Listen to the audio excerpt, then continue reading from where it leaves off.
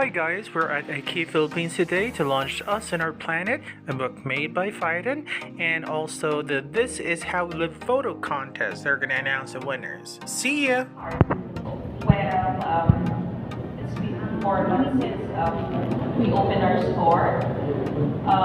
That is opening, but it took us years in order to actually open it to the public.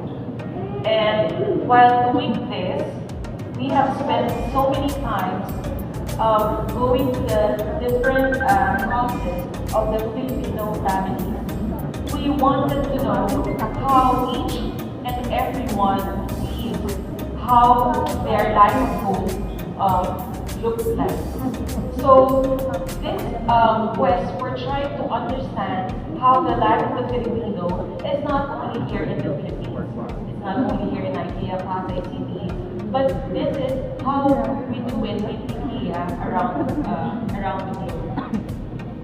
So what's very interesting, because of our continuous quest in order to find the way people live here in the Philippines and around the globe, we collaborated. So here in IKEA, we collaborated with Fiden, which is a global publishing company, and we created and documented our exploration.